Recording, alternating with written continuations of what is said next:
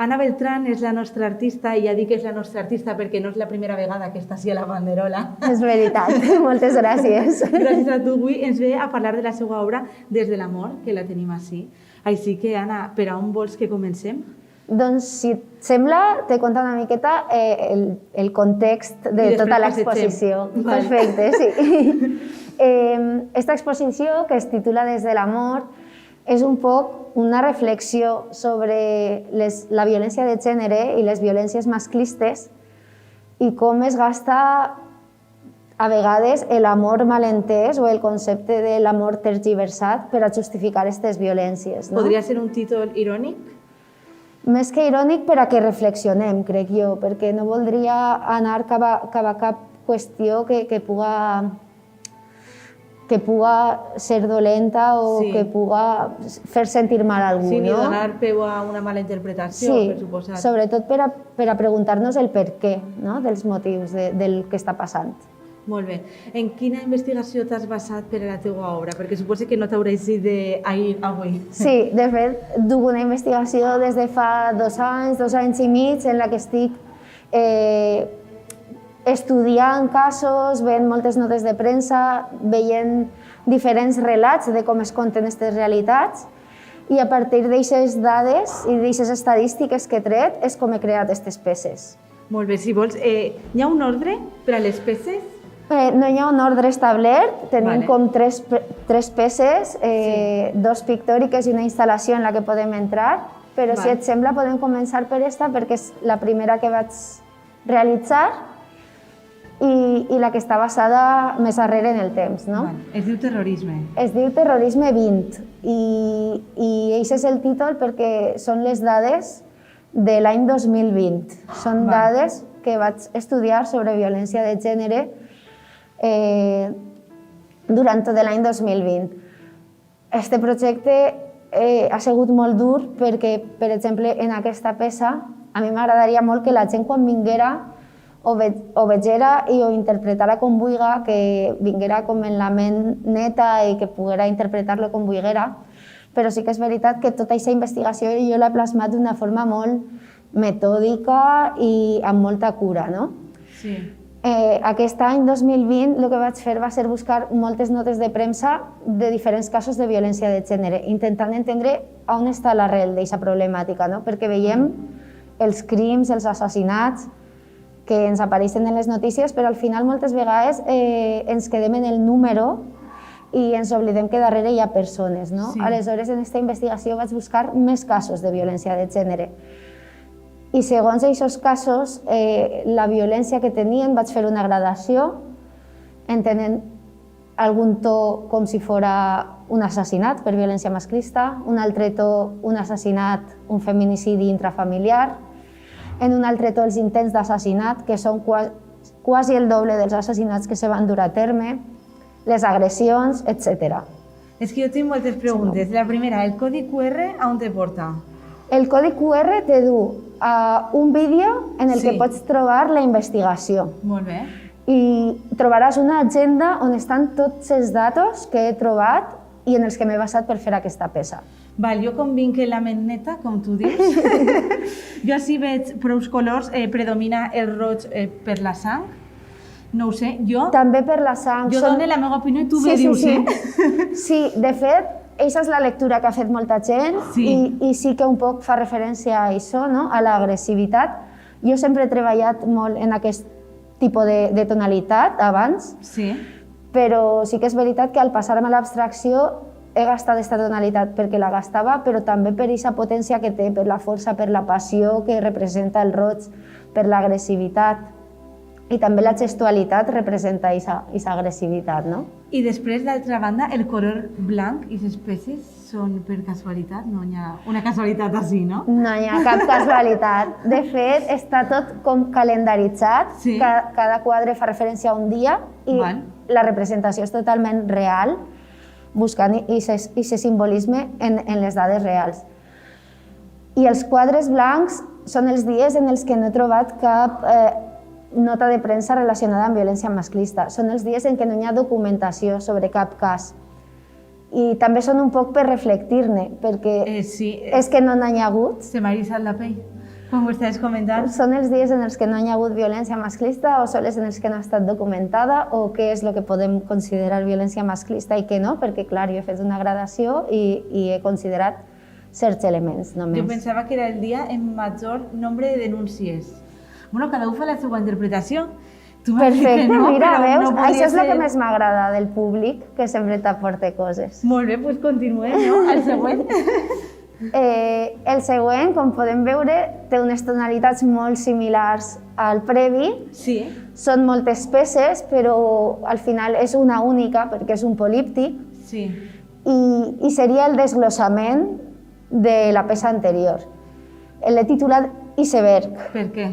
perquè en la violència masclista, i sí que es parla molt d'això, però moltes voltes no ho visualitzem en el nostre dia a dia, el que passa és que hi ha moltes coses que no es veuen. Veiem les primeres tonalitats, que són els diferents tipus d'assassinat, Sí. i això sí que ens arriba per premsa, encara que, com he dit abans, moltes vegades es queda en el número.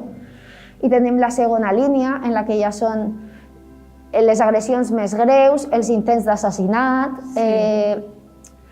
els assassinats infantils també dins dels casos de violència de gènere, i tenem l'última línia en la que estan les violacions, les agressions i aquests dies en els que no trobàvem dades. I inclús si anàrem més avall encara veuríem coses que quedarien baix de l'aigua, que quedarien més confoses i que quedarien més invisibilitzades. Molt, molt interessant, Anna. Moltes gràcies. M'agrada molt com en 2 anys, no, tot l'estudi que portes, eres capaç de treure-ho així i que la gent pugui interpretar la seva manera de veure les coses, però a banda tota la investigació i que té un sentit. No? Sí, a voltes pensava, no sé si des del meu punt de vista es pot fer alguna cosa, no? I pense que comunicar és molt important, perquè pense que és molt important que empatitzem en aquesta realitat, i crec que hi haurà gent que sí que se sentirà al·ludida en les notícies, hi haurà gent que se sentirà al·ludida veient un periòdic, però hi haurà gent que potser li arribi més a això i pugui empatitzar més en això, igual que hi haurà altres formes i altres discursos que també són necessaris, perquè cada un arribarà a una persona. Exactament. I darrere de tu tenim l'última part, bueno, l'última, la primera, com vulguem. Esta peça, que poden entrar a veure-la abans o després, com ells creguen, és Terrorisme 21. I en esta peça m'he inspirat en les dades de 2021. Val. La investigació de 2020 va ser molt dura i vaig un poc rebaixar la intensitat d'aquesta investigació. Te va impactar? En 2021 perquè va ser molt dur estar llegint totes les notes de premsa i coneixent tota aquesta realitat. I en 2021 m'he basat més en els crims més greus que també han sigut més fàcils de localitzar. En aquesta peça, que és molt més gran, perquè hi haurien 78 elements i així tan sols n'hem dut 44, fa referència als feminicidis que va haver en Espanya l'any passat. Cada un dels elements que forma aquesta instal·lació és una de les dones que van ser assassinades per violència de gènere l'any passat, i van ser 44. S'han augmentat de 2020 a 2021, no només els assassinats, sinó les denúncies. El tema de la pandèmia va baixar un poc les dades, després van tornar a pujar quan es va sortir, quan se van tornar a trobar sense aquest control, van tornar a pujar les dades de violència de gènere. Mira que pensava que era tot el contrari. Bueno, a lo millor si són denúncies que no se poden arrimar a tu, no? Per dir alguna cosa, al no eixir de casa, això sí que és... Això seguia passant. El que sí que es va incrementar molt durant la pandèmia, moltíssim, van ser les cridades al 016, durant la quarantena, quan van estar tancades. Potser hi havia menys violència física, van haver menys assassinats, però a l'estar 24 hores... Però sí que van haver moltes més consultes i moltes més agressions més subtils d'eixes que normalment no transcendeixen a la premsa. Vale, entenc. Vols que passem? Podem passar, per supost. Sí, no? Passa tu primer, per a demostrar que se pot entrar així. Sí, a més, és benvingut. La intenció és estar enmig d'això i veure que nosaltres també som part d'això. Que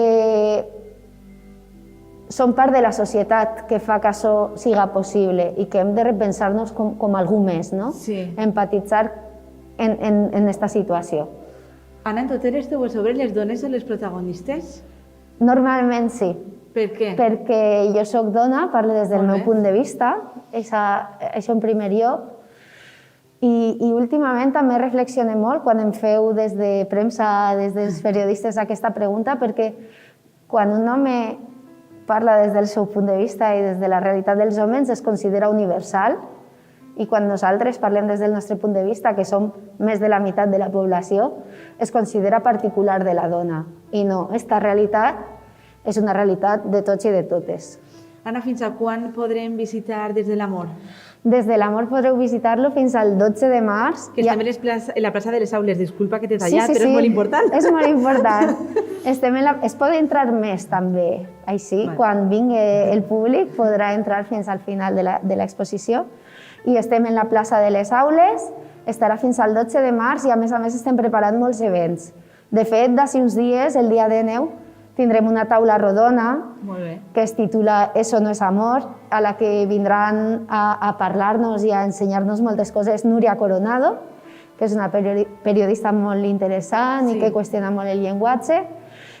Vindrà Feminista Il·lustrada, que parla des de la il·lustració, també de temes de feminisme, i vindrà Marina Vargas, que és una artista també que està fent coses superinteressants i que vos recomano que les busqueu en internet. I com us podem apuntar o què hem de fer? Heu simplement de vindre així. A les 12:30, el dia 9, tindrem esta taula rodona i el dia 5 de març, a les 12, vindrà Margarita Daizpuru a parlar-nos d'art, d'història de l'art, de llenguatge feminista, de diferents temes i de diferents artistes, que serà molt interessant també.